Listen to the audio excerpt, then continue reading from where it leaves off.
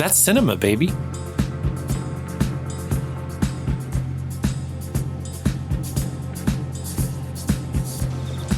Mr. Wilson. I don't have to take that kind of talk from anyone. That's right, you don't. How about going outside and trying to kick me around? I'm not supposed to fight with the guests, Mr. Wilson. I'm not a guest tonight, you yellow bastard. I happen to be an intruder.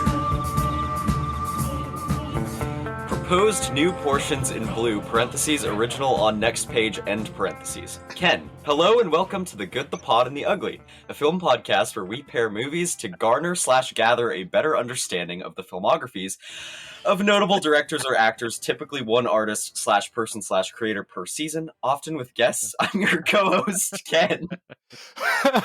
Wow. Flawless there, Jack. Welcome back to the podcast. Thank you. This is a co-host of Jack and Ken's named Thomas. I'm Ryan. And we are on season. I'm Ken. The other one, season 14. We're season Right? 14. Wow. Okay, so we've been doing a deep dive on paired films and their backgrounds, adding our insights for, I guess, 13 seasons and too many years. But Ken, we're doing a 4x4 this season. Would you mind telling us a little bit about what films we're going to be watching this week, or we've watched this week, and Sure. what we're doing this season? Sure. This is 4x4-3. Totally makes sense. We each are picking a director and 4 films that we feel embody that director's wider filmography. I've picked Robert Aldrich, which we're starting off with. And then you guys are subsequently going to do which directors? Jack? Simon Lang, I guess. Ryan? William Wyler. Hell yeah. And finally, Thomas. LVT. Lars von Trier. All right. And we are starting off with Robert Aldrich. Yeah, not to be confused with another Robert whose last name begins with an A. Altman. Yeah. Yes, who I've also discussed doing on this podcast. And actually for Robert Aldrich, I originally petitioned, like I petition you guys, to do an entire season of Aldrich. Called But you didn't have Aldrich's. enough signatures. I didn't have any signatures but my own. And it's kind of a democracy here, I guess. So, yeah. So we're doing 4x4. You could bring it, no spoilers, but you could bring it back around and you might have at least a little more support. So other than the 4 films that I'm doing, my intention is to watch at least 12 of his movies. And this week, at the start of Aldrich Month, I watched 8 of them. So I'm well on my way. But the 2 films that we're discussing this week are 2 of his black and white classics, maybe the best known of his black and white films, Kiss Me Deadly, and next week we'll be talking about Whatever Happened to Baby Jane. So yeah, for Kiss Me Baby, this pairing, we have 2 films that are adaptations of a novel. Mm-hmm. Both films have a hammer. Both films at one point show a dancer in front of a mirror. Both have people not being helped by strangers. Both have some insanity. Both someone calls a doctor. Both a woman does not get on a bus and is murdered. Both have a person who has an encounter with stairs. Let me see. Oh, both have a bird cage somewhere, but it's missing its bird. Somebody reads somebody else's mail in both. And both end on the beach. Whoa. That's a lot in common. And also, both films inspired seasons of Ryan Murphy's TV show Feud. Whatever Happened to Baby Jane? Obviously, the Joan Crawford and Bette Davis season. And then Kiss Me Deadly inspired a season about the feud between Ralph Meeker and his cowlick. Yeah. The season's off to a great start. So, Ken, I guess before we get into Kiss Me Deadly, why Bobby Aldrich? Well, Because, I was watching these, I was like, holy shit, we're basically doing last season with Nolan because we have a hammer murder and plutonium, and it's in black and white. I mean, that was our first pairing of Oppenheimer and The Following. Yeah. Whoa. I guess I'm consistent. Well, when I was, Deadline, the online Hollywood magazine, will often have interviews of a series they called Light My Fuse, and it's about actors and directors, and they talk about the movie that they saw that really got them into doing what they do. And similarly, when I watched Kiss Me Deadly as a teenager, I must have been 15 or 16 when I first saw it. It had a very similar effect on me as well for a variety of reasons. Oh, so in theaters. Yes, in theaters. And so when I watched The Longest Yard years later and got into like an Aldrich kick, I got into the Aldrich kick because I didn't really know who he was. And then when I saw Longest Yard and thought it was one of the best sports movies I've ever seen, spoilers, I was shocked to find out it was the same guy that directed Kiss Me Deadly, and not only that, but Dirty Dozen, which is, a big, long, epic men on a mission classic, and Whatever Happened to Baby Jane. I couldn't wrap my head around the same guy directing all the movies. So he's always been a source of fascination for me because of that. And I learned a bunch of things watching 8 of his movies this week, which is not commonly referred to when people talk about his films. We can talk about that a little later, though. Yeah, I guess I picked up from the Multnomah County Library.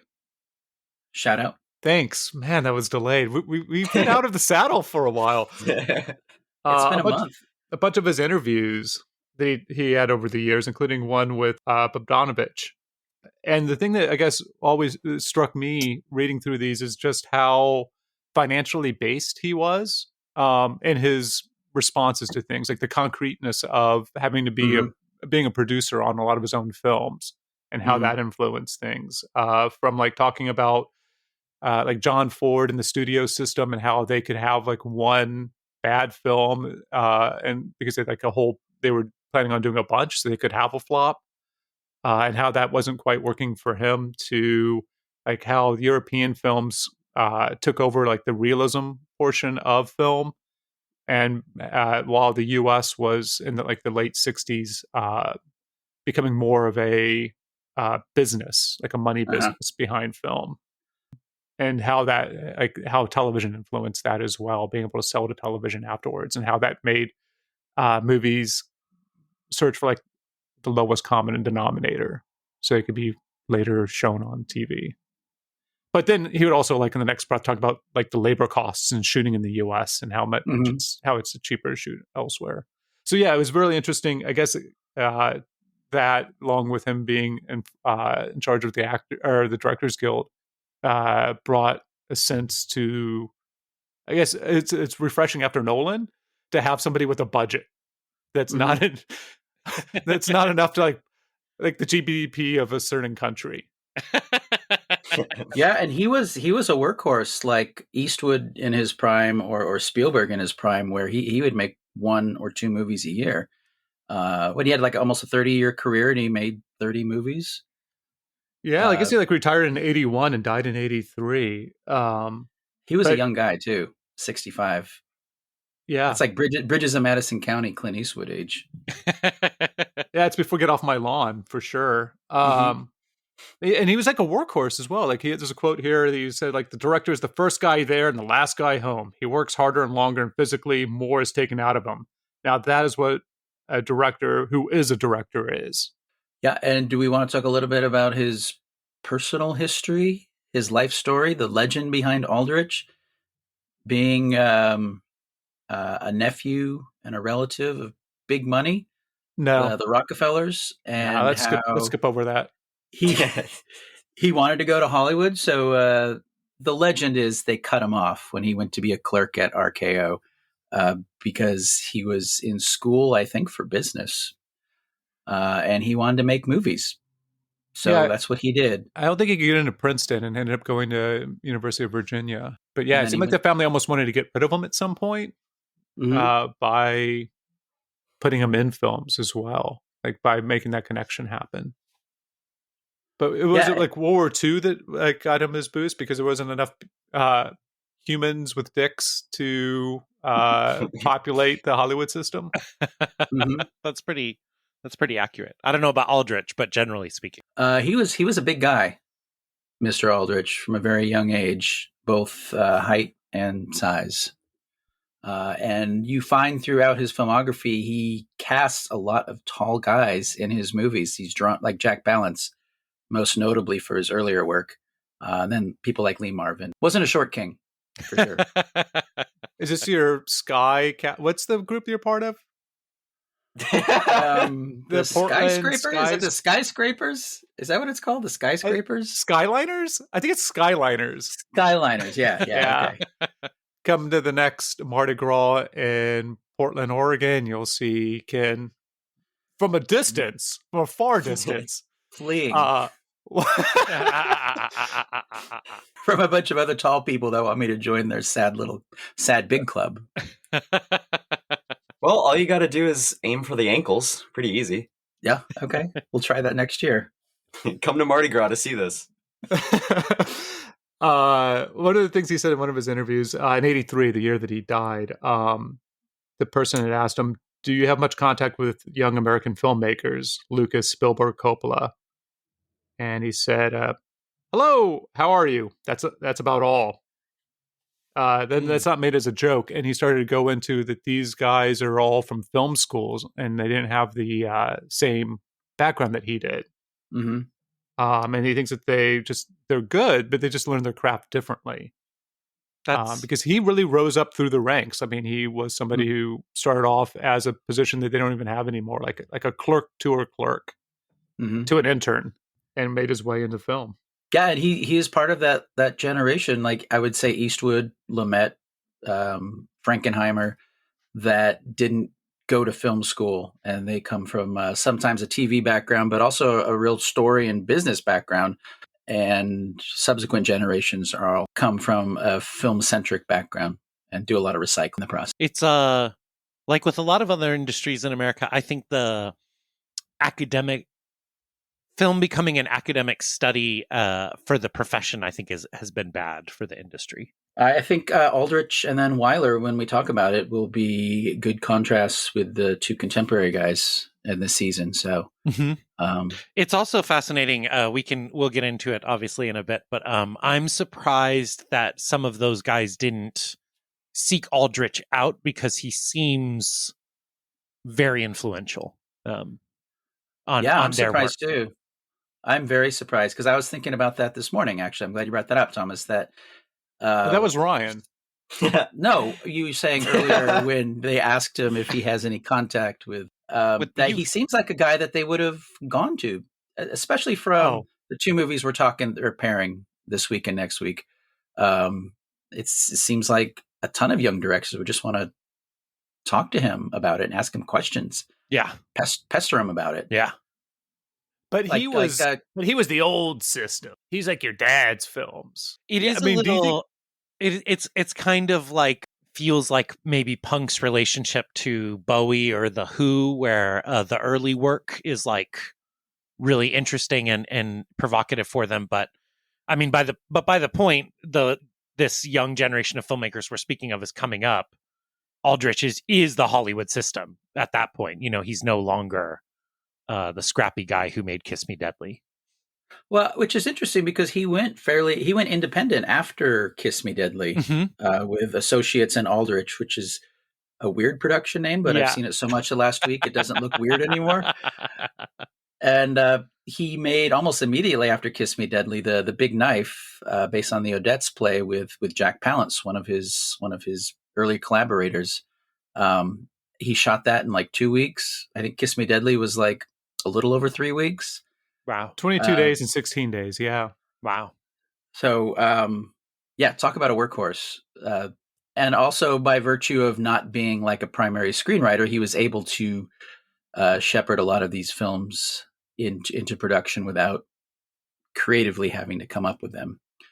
Yeah, but I mean, he's uncredited on these, but I think he did have a lot of writing that went into. I don't know so much about Kiss Me Deadly, but definitely for Baby Jane, like he he definitely contributed. Yeah, for sure. But Kiss Me Deadly, we want to go around the horn of who has seen this before and when. I already talked about when I saw it as a kid in the 1950s. How about you, Thomas? This is, I think, maybe I had a sense that I had seen it before in the last act. Mm-hmm. But I don't think I've seen this before. I mean, and I have like this in the opening when somebody's running down the street in a trench coat. I thought it was La Nuit de Traquet, The Night of the Hunted. There's a French film where it has the same opening, and I was like, oh, is this going to be the same film? But that film has like hypnotism maybe and like brain swapping. So Oh, no, that sounds cool. it's a little bit different. So maybe my first viewing, maybe I'd seen it before. When you when you're young like Jack and me, you just it kind of blends together. Mm-hmm. Ryan? This is, I think, the third time I've seen it. But that's over. The first time I saw it was in college, because word got out on the internet about The Suitcase and its relationship to Pulp Fiction. And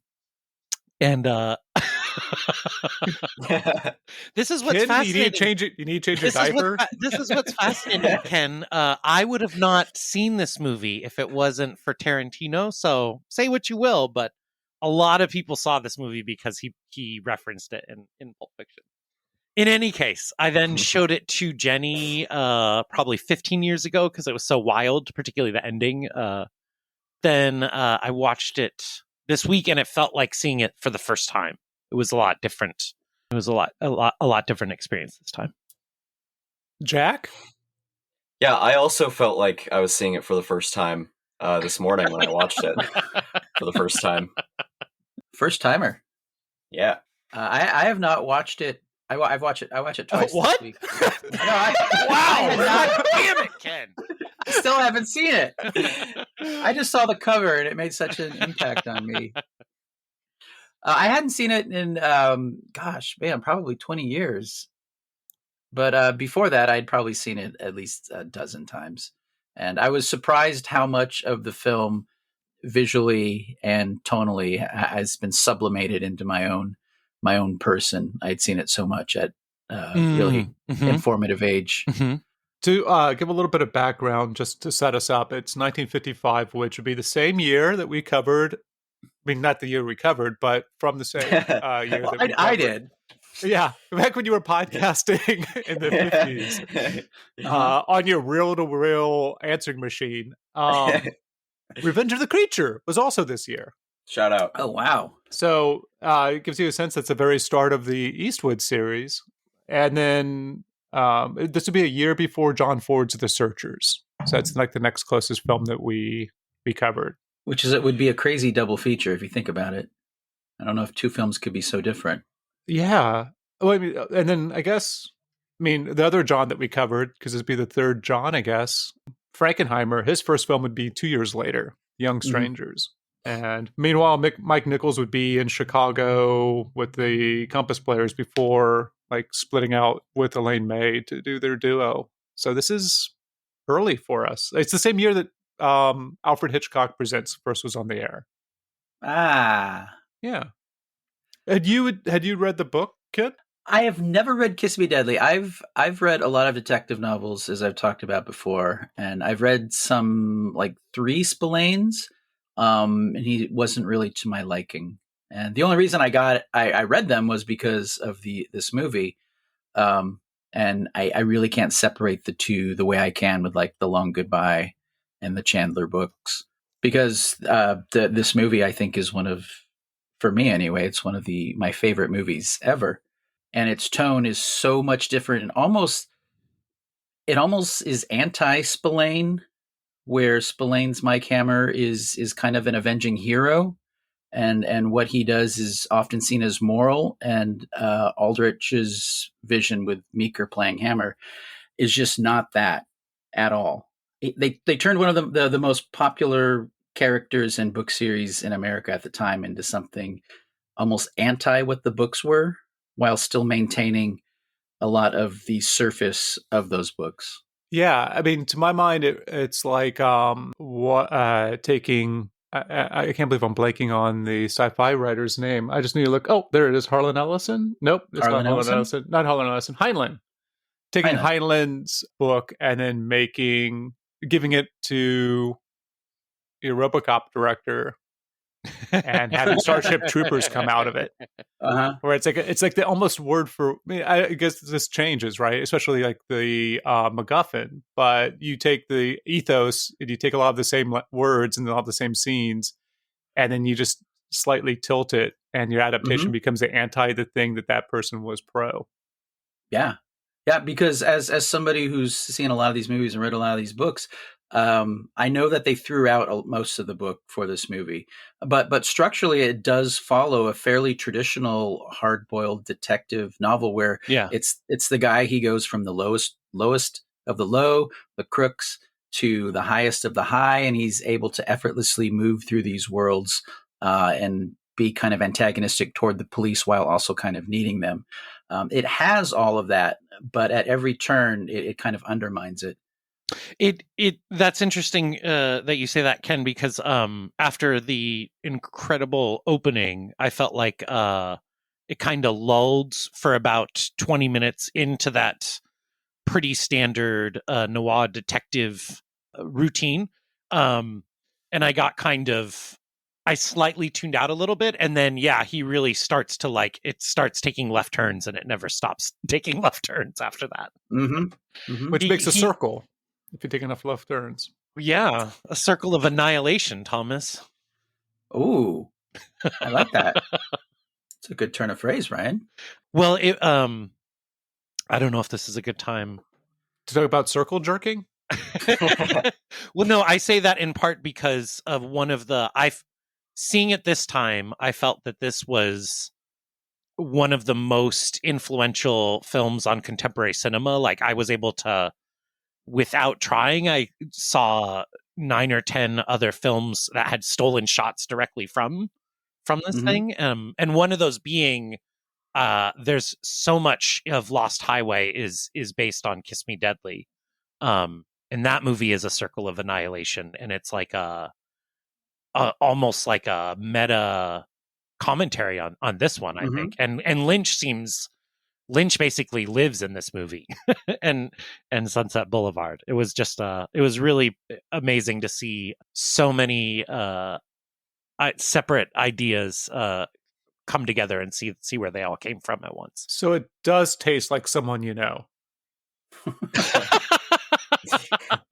Yes, it tastes like many people I'm familiar with. Okay. In the Sight and Sound interview, Aldrich said that the book had nothing. We just took the title and threw the rest away. And so I was curious how, because I think that the author got upset with. He did. Did you watch this? I also got the Criterion from my local library, the Fort Vancouver Regional Library. Boo. Sad. Sad.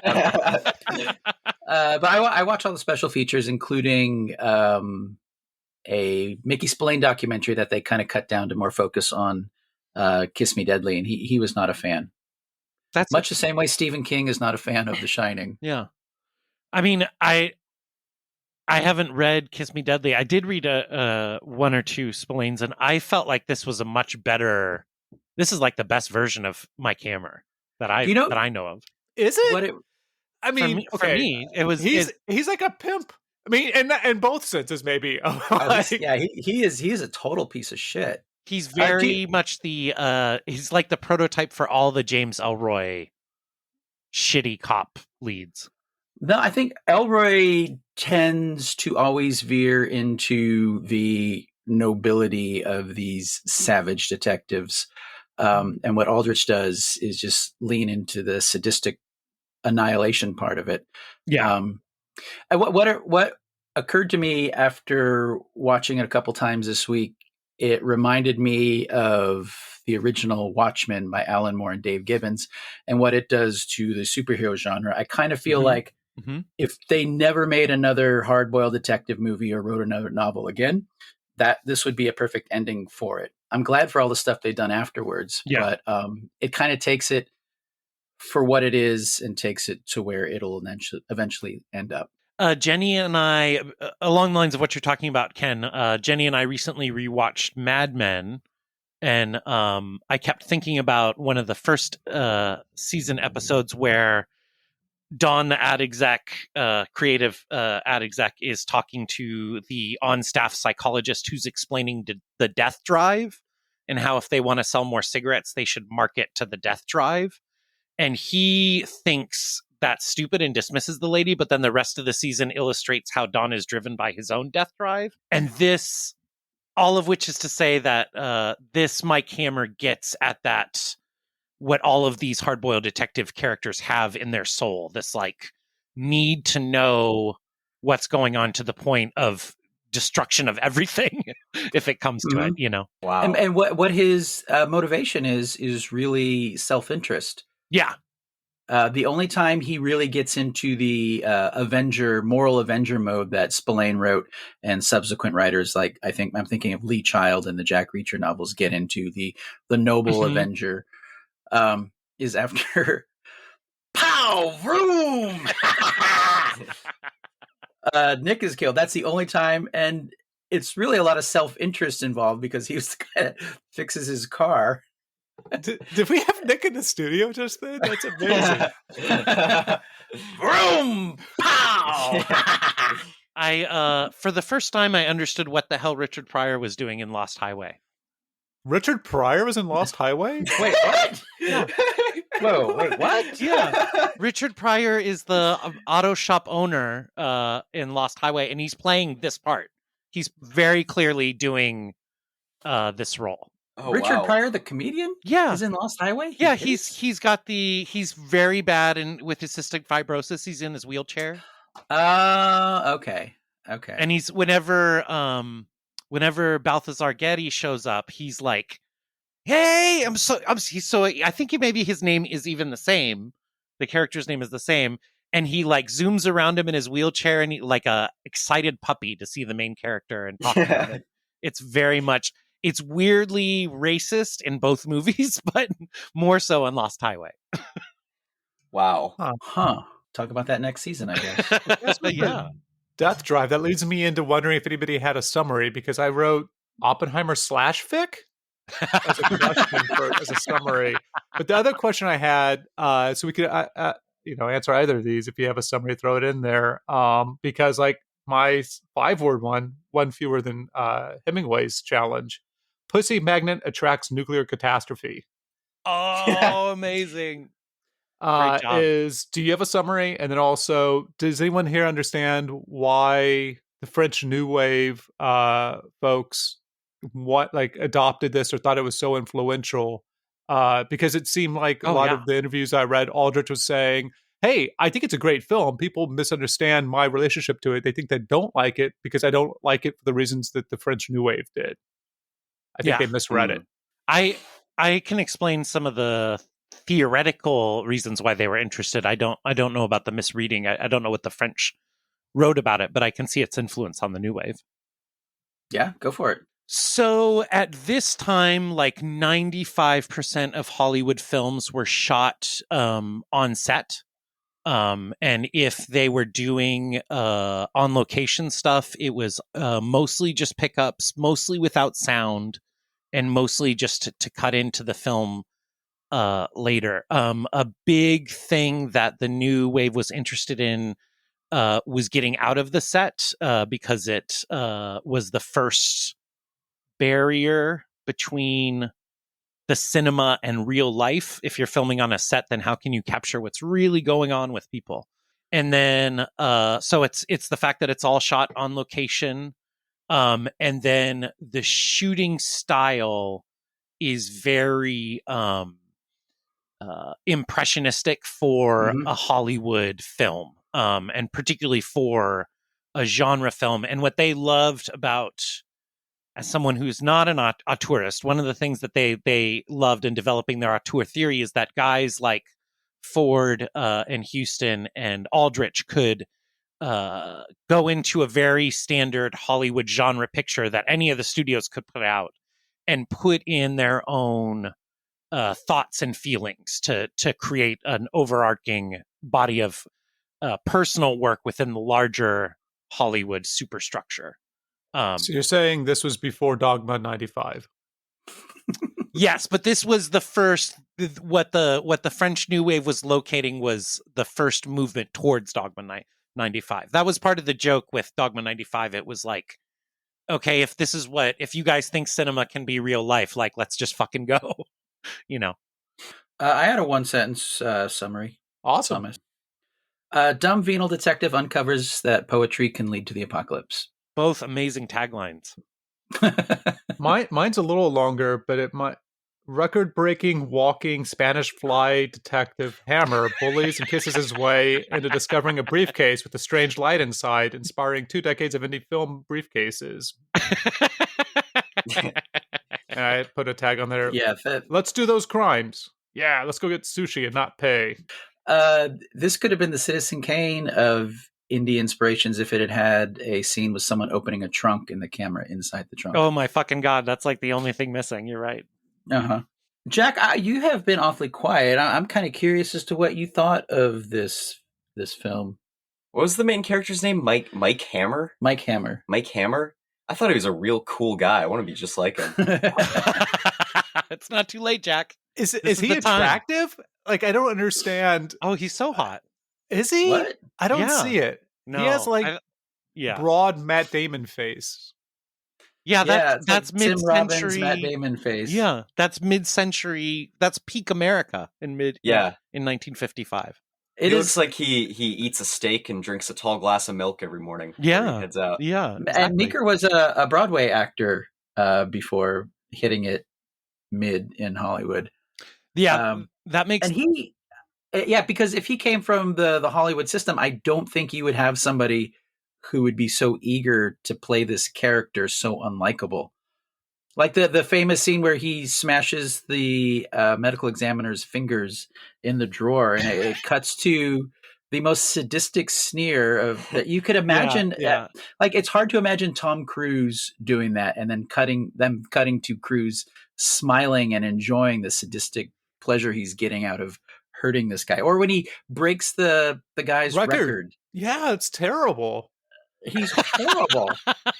and the camera loves him enjoying himself doing this. I also thought he should have been a confirmed bachelor, only because he's like, no, I don't really want to sleep with you right now, to every woman who's just throwing herself at him.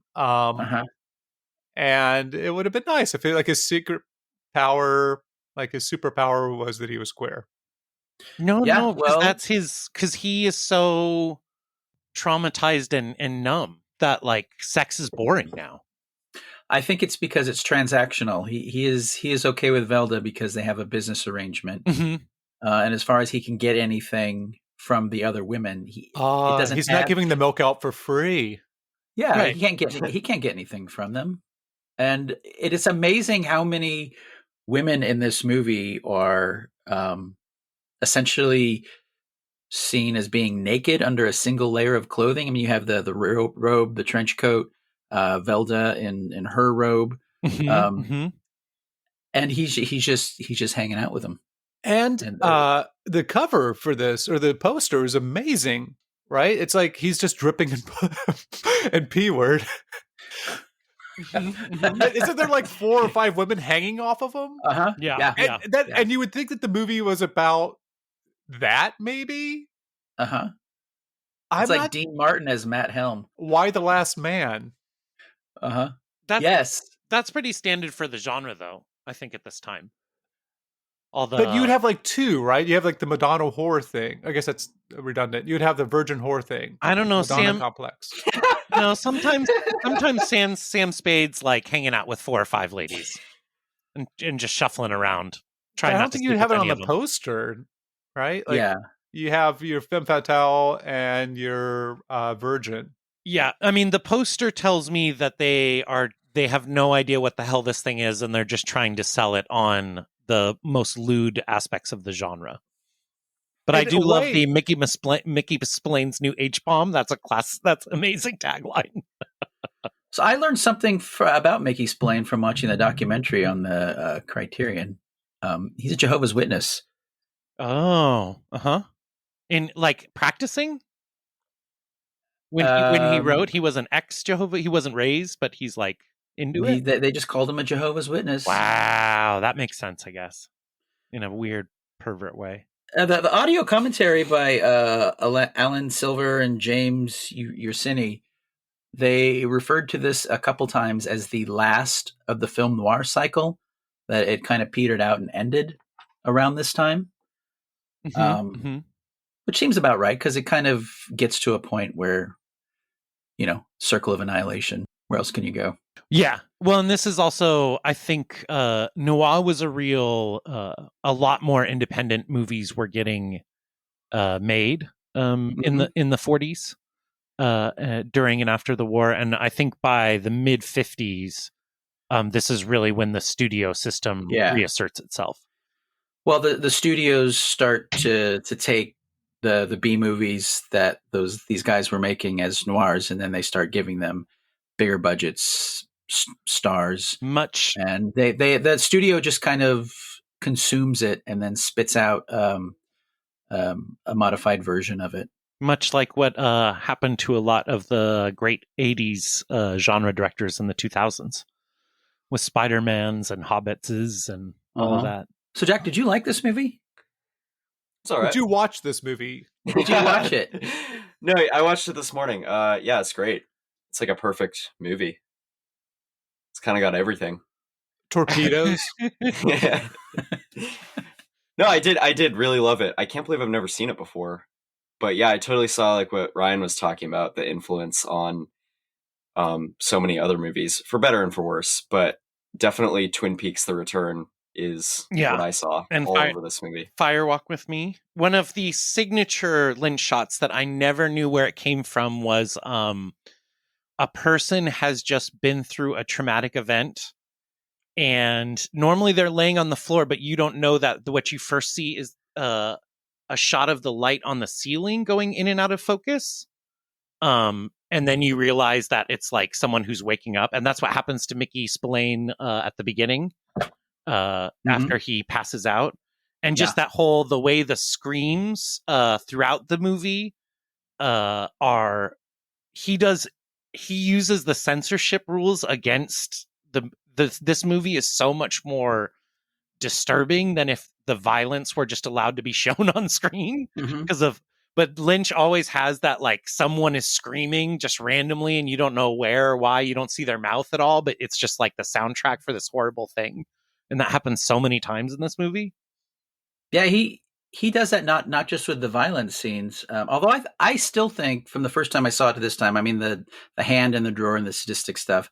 It's when he toward the end of the movie where the mob boss, he gets his hand loose and then the mob boss is in the bed, and then one of the henchmen comes in and kills the mob boss.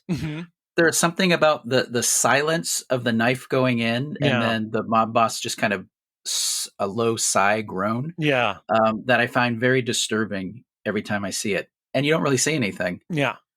It's just the idea of a sharp knife going softly into someone's it's it's awful. Oh, you guys are having a negative reaction to that. Okay. Yeah, me too. Gross. Lars von Trier fan. No, it's fine. I'll clean off my screen later. I guess the house that Jack built is off the table then. So here, okay, but at the other end of it, and I wanted to ask Jack if he could, having just watched it, if he thinks that it makes sense in the sense of like a mystery being solved. But before I ask that question, there's like something happens in the beach house whenever Hammer's getting dressed and two of the guys walk in there, and he must do some type of like a keto judo flip to the guy where the guy's like knocked out for a while. Yeah. But you don't actually show any of it. It's just like, oh, magic happens. Move on to the next thing. Yeah. And so I was wondering for Jack, did you think that this film hung together with anything other than like dream logic? With these types of detective stories, I still can't really piece together all of the long goodbye whenever I watch it, even though I've seen it a million times. And then as I'm watching it, I'm sort of still piecing it together as it happens. And so with these types of stories, I always just, the first time I see it, I just go in knowing that I'm not going to get any of it. and that the actual mystery isn't going to make any sense, and it's just going to make my head hurt if I try to follow all the pieces. So I didn't even try to put it together. I was just kind of enjoying the movie, but I assume it makes sense, and I never got the sense that it didn't. But as far as the big reveal of what the MacGuffin is, or maybe it's not a MacGuffin, maybe there's a different term for it. At the end, It's the great what's it? The what's it? Yeah, I always like when movies go off the rails in the third act. That's like one of my favorite things. Is when things just go fucking crazy into like nightmare logic. And this did it so well. When he opens the briefcase for the first time, I was like, that's not plutonium, right? That's not where this movie is going. And then it was, and the whole ending sequence of this movie is just so fucking nuts. And I guess it's kind of set up earlier, but for me, it was super enjoyable how it came out of nowhere. Yeah, there's no way you can set that up, even if you try and do foreshadowing and shit. It's just too, it's incomprehensible for it to be a thing that could happen, you know? Yeah, and I really like nuclear horror. Is one of my all-time favorite subgenres of movie, and I did not expect this to be one of those going in, but yeah, the whole incomprehensibility of us having discovered this substance on Earth that is literally, like he was saying, it's Pandora's box. It's like evil is literally in that briefcase. That's something I'm so interested in, how there's like the elephant's foot in Chernobyl. It's something that if you look at it, if you literally stand near it and look at it, it will melt your flesh off of your bones. That's just that's the scariest thing imaginable to me. And this movie, I think, really gets it. I didn't know that people were thinking about that back then. I guess it makes sense. Oh yeah. But I didn't know movie people were like, oh, this nuclear stuff's pretty scary. Besides in Japan. And Dr. Strangelove. Dr. Strangelove, yeah. A few years later. Well, no, Stanley Kubrick thought nukes were funny. There are a number of shots here that Ernest Laszlo did the cinematography, who we'll talk about probably a few more times, that are astonishingly framed. And my favorite is probably when he goes into the practical location of the boxing studio, and then he goes to his buddy, because Mike Hammer knows people at all stratas of social ladder, and they're looking at a guy and talking about how good he is, and they never show it. It's just like a single one shot of the two of them talking, and they're talking about this boxer, and Hammer has experience with the guy having some of his boxers throw fights, and they never show him. And the actor is like smiling and happy, and then when he asks him a question, his cigar that he has is like it's up and then it goes down, which is funny, but and Freudian, Thomas, for you. And then the frequent shots from above or below of people going down those staircases in like the Bunker Hill neighborhood are gorgeous, astonishingly well done, along with the shot behind him driving a car, which has been ripped off a million times, probably by Quentin Tarantino. He does that a lot. Yeah. Seamlessly matching the process shot of them facing them, and then it cuts seamlessly behind them when they're actually driving location. And then when it's not, you can hardly even tell unless you know it is a process shot. It's done so well. Strother Martin's scene as a character who hit a guy who may have been trying to escape or got pushed. It's such a small scene. You know the scene I'm talking about where he's with his family? I do, but maybe the listener doesn't. So why don't you say a little bit more? Yeah, there is a scene where he goes to talk to somebody who hit a character who died off screen. Hit meaning punched? Hit with his car and killed. Okay. Or his truck. So he's talking about describing the night that it happened. And he is so nervous and neurotic. And he keeps looking at his kids like, I was just coming home after work and I didn't see him. Yeah. The look on Strother Martin's face as he's like trying to convince himself as he's trying to convince his kids more than Mike Hammer. And it's like a 2-minute scene. Wow. But it pops so hard because there is a whole life behind that guy and that little tiny performance that he has. Strother Martin would go on to be a great character actor. He says something like, he must have jumped out. Like Yeah. he's lashing on for anything because he Or- probably was out drinking, right? Is And the then idea? Hammer says, "Or push," and then he grabs onto that and he says, "Yeah, exactly. He was pushed." And just the way his eyes are looking at his kids for some sign of respect or disrespect or disbelief, and it's just one shot. It just cuts to them there. Hammer's talking to him. So much economy in both the writing and then the acting. He just let that guy cook. Yeah, one of the things that Aldrich said was that working with Laszlo as his DP, as his cinematographer, is that he's really slow when he shoots.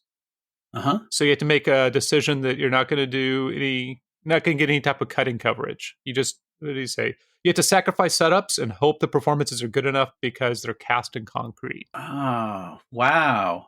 That makes a lot of sense for a number of Aldrich's early movies with Laszlo. He's very lucky that he had such great actors who, like I just said, the guy in the boxing gym, that was just a one shot. Wow. Amazing. Yeah, and it's not fetishized in a way of like a single take, like it might be in, I don't know, 8mm, right? Like it doesn't draw. It's not flashy or drawing attention to itself.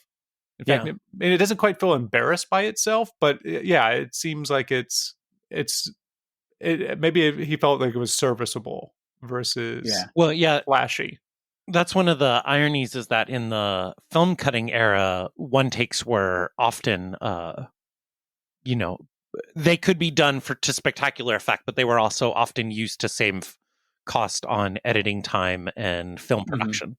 But as you know, like in low budget filmmaking, the number one problem they have, other than bad sound, is not enough coverage to be able to cut away from something where there's a mistake. When you put it in concrete, like you say, Thomas, it's a bit more of a high wire act, I guess. Well, you don't have the coverage to cut away to. And there are some shots that are just like, there's a shot, I don't remember exactly where it is in the movie, but there's a shot where Mike Hammer is at the top of the stairs, looking down the stairs, and it's just from behind him and kind of at the level of his torso, so you can't see his head even. And I don't know if that was a shot that they used because they didn't have any coverage, but that's a very non-traditional shot for the time, and I think it's one of the influential. It's a very arty shot for a Hollywood produced movie, whether it was put in there by necessity or choice. And they frame a lot of stuff in the foreground, and then having the characters in the midground, the background. I'm thinking of Hammer in his apartment, and then the opera guy. Yeah, I mean, you have his, because he's in another Bunker Hill walk up. He has his clothes, his underwear hanging up in the foreground, and then like his turntable and records are in the foreground, then Hammer and him, and then so there's a lot of depth, but also I'm probably going to think about this next time I watch it, Thomas. I mean, it is shot for economy of not having a lot of cutaways. Yeah. I mean, one of the things Aldrich said when they were asking about his dressing of the frames is that I can't remember who he got it from, but one of the other directors he worked with, he said that if you put enough stuff in the foreground, it will frame your shot so that people are looking at what you actually want them to look at. And that gives him the depth of focus that he's always kind of wanted in those, in shooting, not on a set. I guess the thing that's always interesting to me is to see the deep what's the word I want? I was going to say deep focus, but we were seeing both people in focus, even though there's a space that's distance between them. The diopter split. Yes, split diopter. I think I was a little surprised to see that in both of these films. This is all. I see. I noticed a lot of the background, foreground stuff in Baby Jane too, and then I don't know if they made another one. That one, no, and the what's that? Mommy, Hush Hush, Sweet Charlotte. That's Baby Jane too, right? Yeah. What was the Rue one? Ken, have you what? Oh shit! Let me pull it up now. Let me pull it up. Okay. It's worth it. It's listener. It's end of time. This is the only podcast that's available to you. Okay, probably the best note. Whoever slew Auntie Rue? Open question. We got to find out. next week on 4x4. Okay, we will find out. Ken, have you watched The Last Sunset in your Aldrich rewatch yet? I have not. It is on my list for the next few weeks between now and the next episode and the next two movies that we're pairing. Mm-hmm.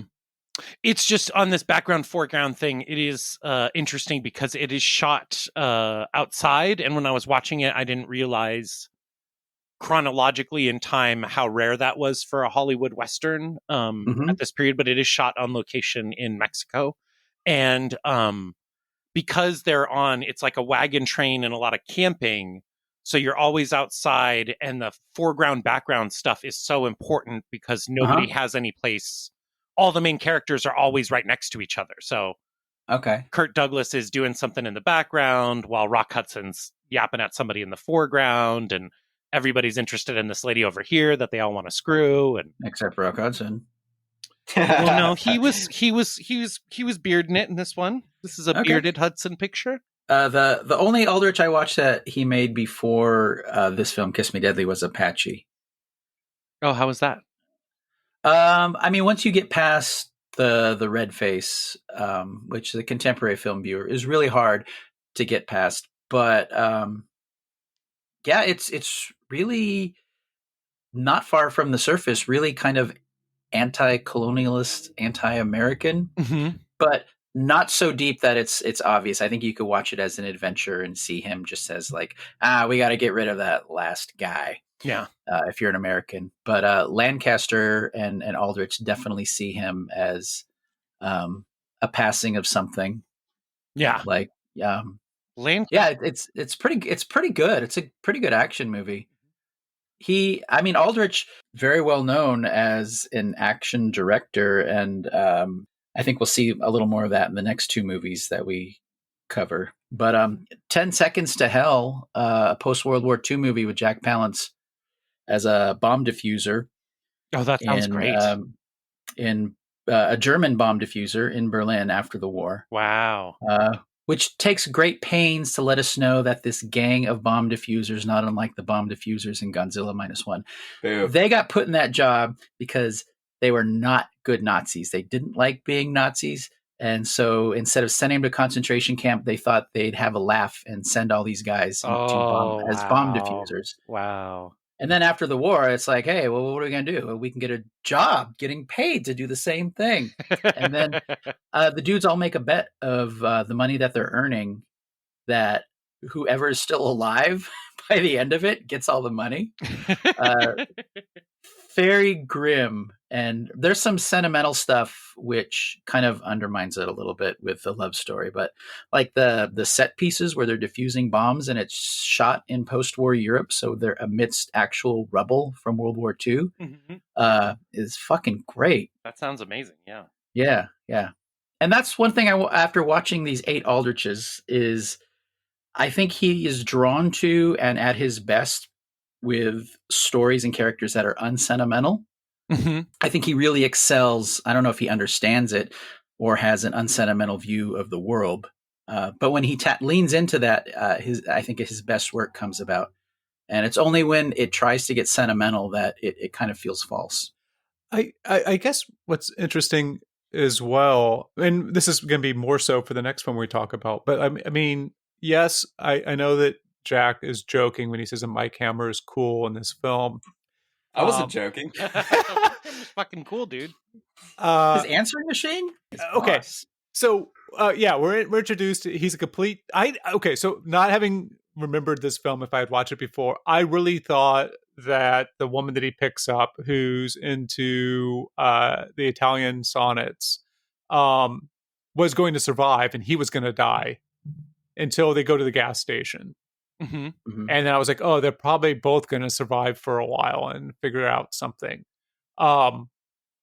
When Mike Hammer wakes up in the hospital and then is getting interrogated, which is maybe the first 12 minutes of the film, 15 minutes of the film. Yeah. And during the police interrogation, they reveal that his business model is to do a double honeypot. Yeah. To find somebody who might want a divorce case, capture that person in bed in flagrante with his partner, Velda. Velda, and then to seduce the wife subsequently himself to take photos and then to like extort both of them. Yes. So cool. That is 100% not from Mickey Spillane, by the way. Is crazy, but he's not like the complete dirtbag that you would feel like 90s cinema would put him to be, or nor is it like he had a bad childhood of like the aughts or the present day cinema. Like he helps out that guy who's moving who's moving somebody with the chest. Like he helps people out, and he seems to know people and get along, and people kind of like him from the bar. Whenever his friend dies, and he goes to the bar, or like you were talking about the boxing ring, he has people in I wouldn't say all strata of society, but he has like a diverse group of friends. And he does help people, but then he turns around and fucking crushes that guy's hand and smashes the records and is a complete asshole. So it's a very strange. It's not a one-dimensional aspect of the character. Well, what about when he's in the hospital and Velda is like she seems like his rock, and then it cuts to them both walking arm in arm, leaving the hospital, and these women walk by, and Hammer says, "Huh, look at all the goodies." With his, what we are led to believe up to that point, his maybe girlfriend, business partner. And then later he's like, you should go fuck that guy and get more information. Go fuck the doctor. I think one thing that's going on with his character in the movie, Thomas, is that he is traumatized at the very beginning and then gets progressively more and more traumatized throughout the movie. So his behavior gets more and more unhinged and desperate, I felt like. No one around him bats an eye about it, though. It's not like, whoa, did you have a brain injury? Are you Phineas Gage and had like a real spike go through your head and you have a completely different personality? No one, like, everyone's like, oh no, that's who you are throughout it. And there's no moment of himself like questioning it. So I think it's an ultimate realization of his true form, and to be very grandiose about it. But and the other thing is, I think something that was very present in the era in which this and these movies were made, but is lost to time. All of these characters are World War II vets, and they are all fucked up severely from what they've experienced. And that's like the subtext of every film noir movie, is that because they can't talk, they have no language even for trauma at this time. So you see a lot of movies, Mike Hammer's shitty, seemingly unpredictable morality is like based in situational politics from experience of war. And also, like, he's cool with anybody of a lower class who gets fucked by the man. You know, those are his people. And the medical examiner excluded, you know. Well, I mean, most of the antagonists are people who either represent as being a higher class or actually higher class, like the guy who's drinking the sleeping potion and the water, and Hammer's walking through his art gallery as the guy is drinking water and sleeping syrup.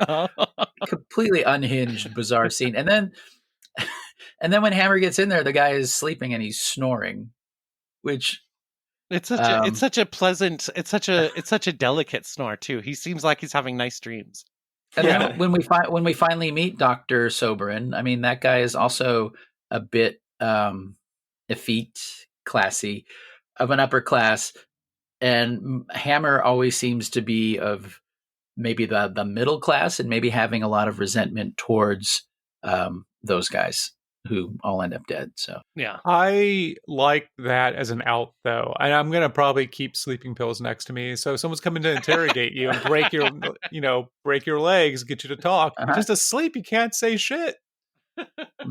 Just so the scene where he smashes the dude's hand in the drawer, and then he's smiling, and then afterwards he gets the key. Fuck that guy. He had it coming. But the funniest part of that scene is like it cuts to Hammer thinking and looking at the key, And the guy is whimpering. You don't see him, but he's whimpering next to him, and he's completely ignoring him as he's trying to put these pieces of all the clues together. Mhm. Completely ignoring the guy whose hand he just broke, Yes. and the guy is just there whimpering. So you've seen this a bunch of times, Ken. Does he solve a mystery? I mean, because it seems like there's the Portuguese sonnets. That's a clue. And there seems to be clues, but none of them seem to add up to anything because he gets the key from the morticianer or the examiner. But like, as he ends up going to the health club and opening it up, like it doesn't seem like a lot of the shoe leather that's being done leads to anything. Well, I I think mean, it's Velda- interesting, but I mean, I just don't think that it's. I just want to make sure that I wasn't It's missing a through line that You're added not, pieces but I together. think it's the string that Velda talks about. It's a string. It's not necessarily the tangents aren't necessarily clues. It's not Poirot. It's not Miller's Crossing. It's to me, Thomas, the point is that it's part of the point that the essential plot remains so diffuse and he doesn't really solve it. It's kind of like Lebowski in that way, but like at many points in the story, somebody tells Mike Hammer and later the second loony bin escapee lady, stop looking for this box. This box will fucking kill you. And he's like, gotta find it out. Gotta find out what's in that box. Gotta see what goodies are in there. Yeah, and so I think it totally at odds with the genre conventions. I think it sort of abandons the beat by beat of the plot because it's really just about how far will this guy go to find out information that is almost certain to kill him. And like he has to know, and the closer he gets, the more he understands in his body that it could destroy him. Yeah, because at the beginning, the cops are telling him off. They're saying like, oh, you think you're a private investigator, but you're actually just doing this. And the whole movie is really him trying to prove himself that he is actually a private investigator and Yeah. can't solve a mystery. Yeah. But he doesn't investigate any of those privates that I saw on screen. But he does get like his badge revoked, maybe, or was that just them? That's having every time I see that conversation? scene, I keep expecting Lieutenant Murphy to like actually take him from him. Says, "Hey, Mike," who the actor I forget his name is in a lot of Wesley Addy. Yeah, he's great. Hey, Hammer, I'm gonna have to take away your license and revoke your gun. That's pretty good. Whoa, is he Yeah. from the dead? But he never does. Is this part of your one man show? Or are you going to do this on stage? I'm gonna do all the characters. Yeah. All of them. Yeah, he doesn't actually take it away. We never actually see it. Like he's never actually like walking out and going, "Well, I guess I'm not a private investigator anymore." Do. He just keeps doing the same shit. It means absolutely nothing. And to your point of the mystery, one thing, and you also mentioned the Big Lebowski, Ryan. Mm-hmm. That and The Long Goodbye, they're my favorite quasi-detective movies because the mystery or the solving of it is kind of beside the point. I think in a lot of ways. Yeah, and yeah, I think that just some film nerd stuff that is loosely referred to as the LA noir or the daytime noir. Are you sure it's not just the daytime noir? Noir. You don't have to. You can say that part however you want. But yeah, those Pronouncing it correctly. Yeah. Noir? Is that what you're supposed to say? Yeah. Noir. Oh, okay. Noir. No. I always thought it was noir. I think it is actually noir, but we shouldn't put any respect in French words. Oh, Ryan, Yeah. I'm going to We have say to revoke fillet. your podcast license. Like Gordon Ramsay, we say fillet. Yeah. Fuck fillets. No thanks.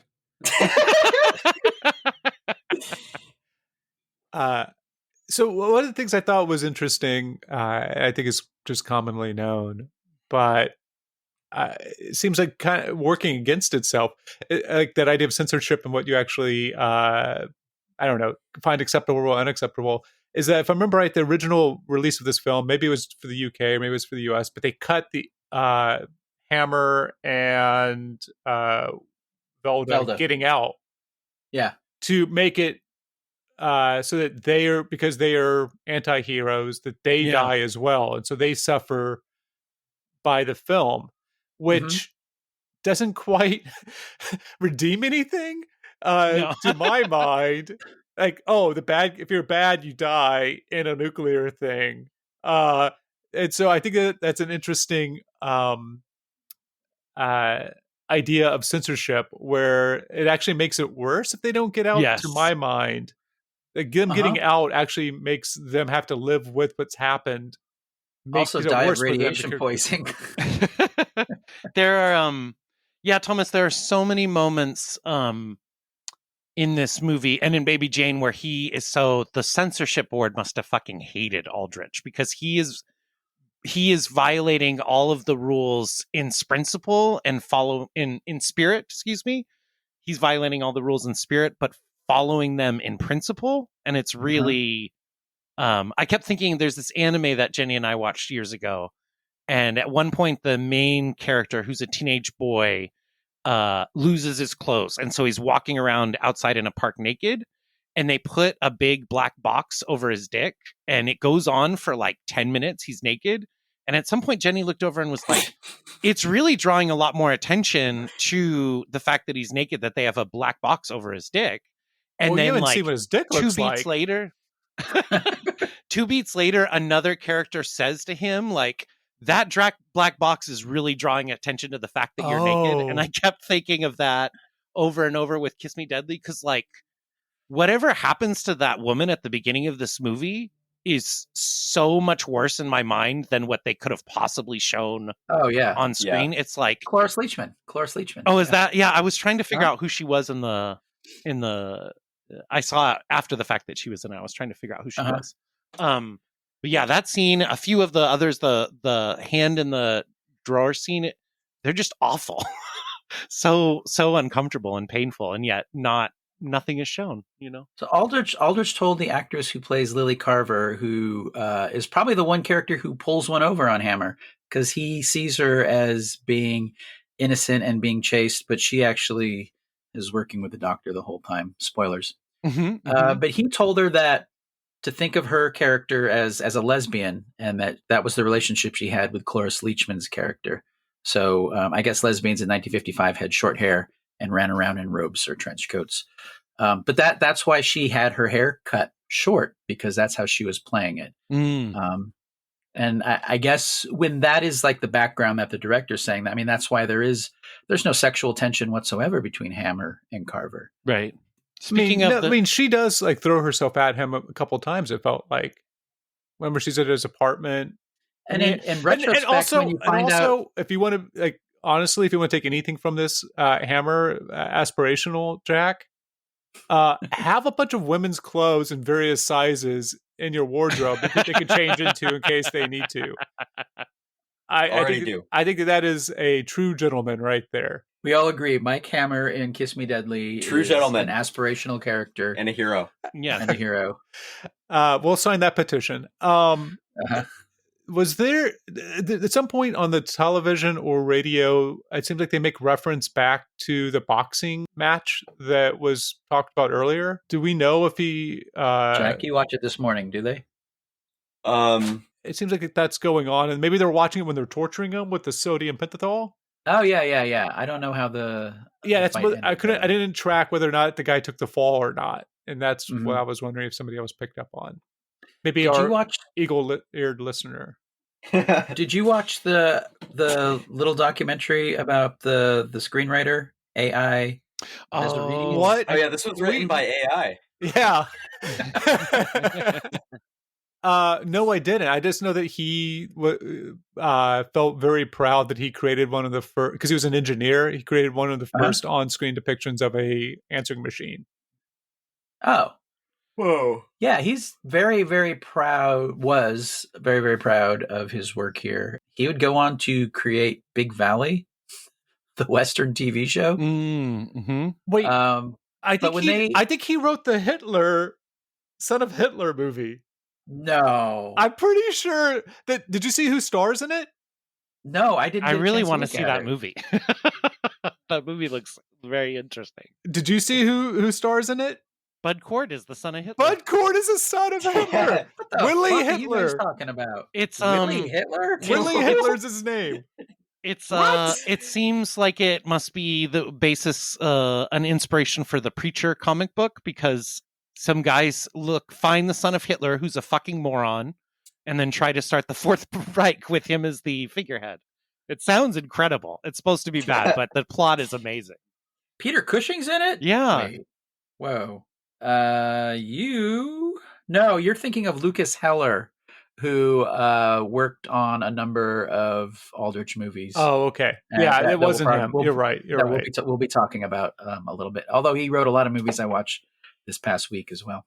Thank you for clarifying the record there. He Yeah. adapted Baby Jane is why. Mm. Yes, Mhm. Yeah. yes, and also Hush Hush Sweet Charlotte, Dirty Dozen, Flight of the Phoenix, The Killing of Sister George. So he worked with Aldrich That's a quite rated a X bit. film. Yeah. He wrote Too Late the Hero. Shit, he wrote a movie called Hitler's SS Portrait in Evil. Huh. Well, he used all that research for good.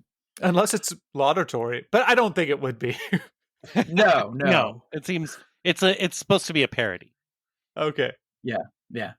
I watched Flight of the Phoenix. I'd never seen it before I watched it this week. How was it? Was it good? It was fantastic. I was really surprised love how Jimmy enjoyable it was. Yeah. Whoa, Jimmy! That was good.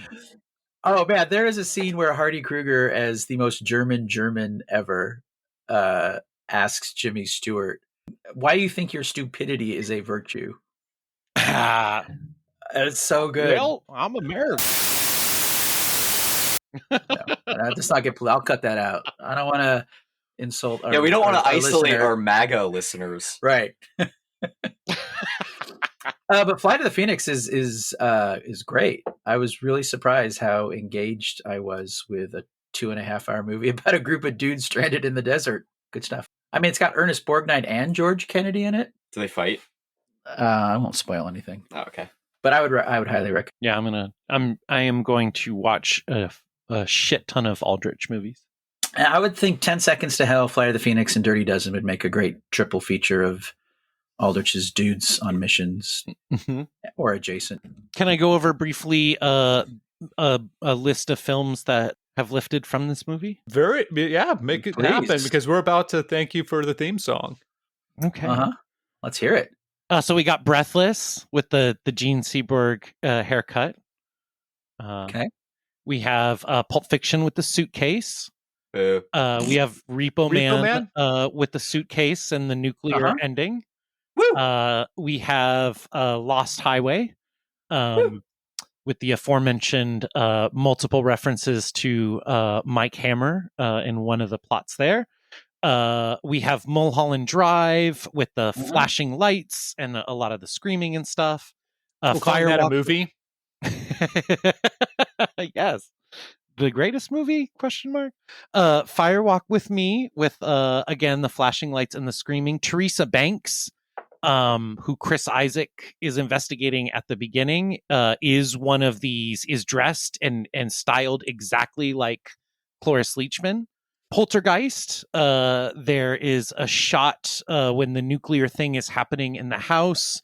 That is the exact same shot as when the closet door flies open.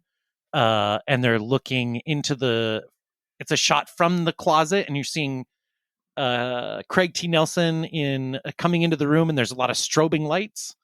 Raiders of the Lost Ark, there's a lot of rips for the face melting stuff. And not film, but TV.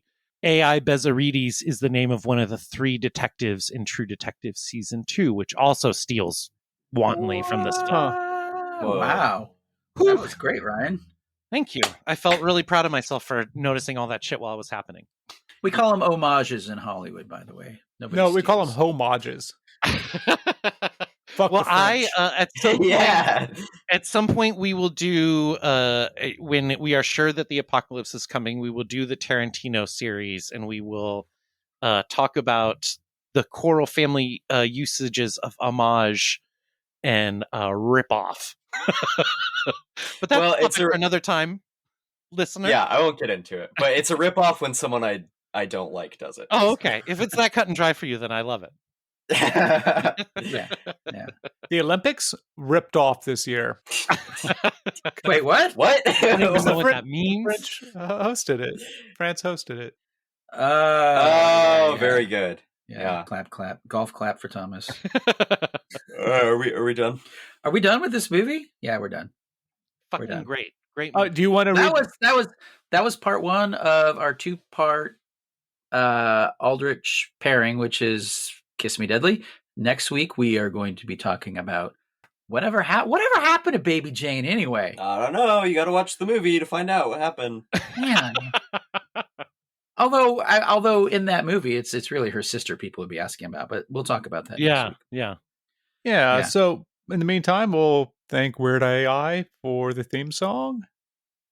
And of course, you can follow us on social media. It's something that the kids are doing these days.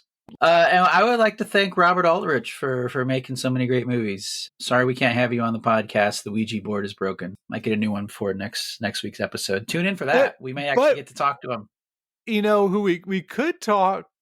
I was just thinking, even though Kubrick's in hell, that does mean that our favorite director is in heaven, where Aldrich is hanging out. Undoubtedly, yeah. So, keeping things under budget, right? When God's like, I'm going to create a new galaxy. He's like, hold on, do we have the budget for that? Can we just do a black and white maybe galaxy? Have you thought about that? God's like, I like this Aldrich guy. He's good. Wait, is God up in heaven asking permission to create new galaxies? No, he's just from the spitballing people? of what he should do with his ultimate power. Is that what you have at to the do round in heaven? table that includes Schumacher and Aldrich. And nobody else. It's just Schumacher and Aldrich. When you know how cartoons people have like a devil and like a little demon, a little angel on their shoulders. That's God. God himself, themself, also has the same the dynamic, which is why Schumacher's in heaven with Aldrich. I gotta check my Bible, but I'm like 80% sure that's not true. I don't know. It could be part of the the parts that were cut out. Yeah, some of that red text there in the document that you were reading at the very start of the show. Not enough coverage. King Jimmy didn't even know who Aldrich and Schumacher were, so he's like, I'm cutting this out. Jimmy Stewart? Yes. Okay, are we done with this? Well, Sanskrit's not an easy language. Oh. Okay, that's enough. I'll see you guys next week for Whatever Happened to Baby Jane. I'm not talking at you. I'm talking to you. Place gorgeous. I don't want to hear about you. I want to hear from you. It's 10-4. 10-4, old buddies. Destroy. Kill all hippies. I don't hate it. I just don't know why you strayed from the formula. You bastards! You don't know it, Bob. I'm an artist. And I must reflect that in my rhyme.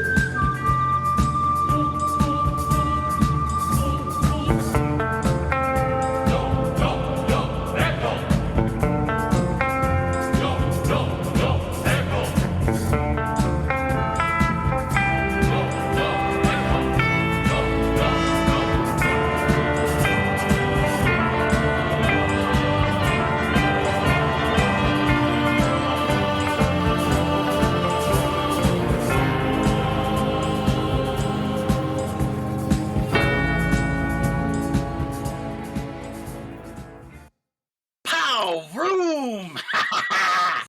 It's fucking cool, dude.